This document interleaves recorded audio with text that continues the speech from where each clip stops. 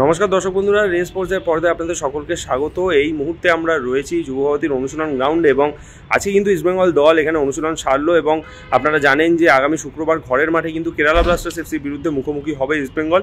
ইতিমধ্যে ইস্টবেঙ্গল দলে কিন্তু বেশ কিছু চোটাঘাতের সমস্যা রয়েছে এবং সেই সমস্ত চোটাঘাতকে সামনে রেখেই কিন্তু ইস্টবেঙ্গল আজকেও অনুশীলন সারতে দেখা গেল। আপনারা জানেন যে সাউল ক্রেসপো, আনোয়ার আলী তাদের একটা ইনজুরি রয়েছে এবং প্রত্যেক দিনের মতন আনোয়ার আলী কিন্তু আজকেও অনুশীলনে দেখা গেল অনুপস্থিত, তিনি আজকেও মাঠে আসেননি।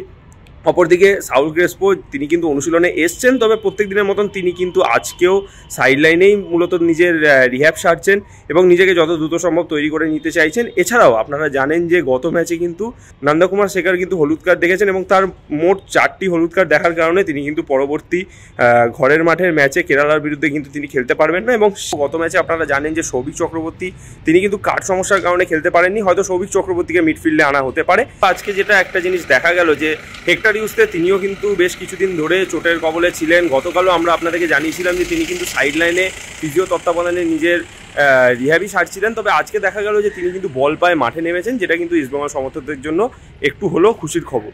এছাড়া বাকি দল কিন্তু পুরোটাই জোর কদমে অনুশীলন চালিয়েছে এবং কেরালা ব্লাস্টার্সের বিরুদ্ধে কিন্তু এখন ইস্টবেঙ্গলের কাছে হারানোর কিছুই নেই। 3 পয়েন্টের লক্ষ্যেই কিন্তু ঝাঁপাবেন কোচ অস্কার ব্রুজন, সেই মতোই কিন্তু আজকে খুবই রুদ্ধদ্বার অনুশীলন তিনি করালেন। জোর কদমে দুটো দলে ভাগ করে কিন্তু তিনি ম্যাচ প্র্যাকটিসও করিয়েছেন গোটা দলকে।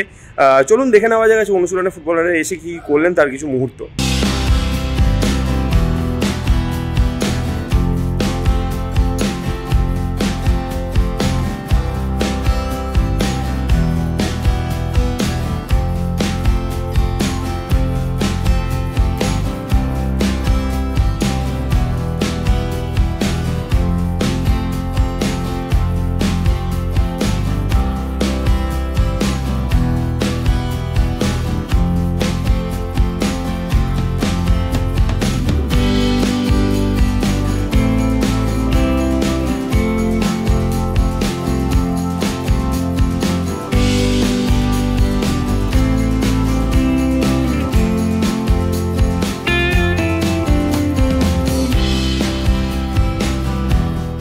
যুব ভারতী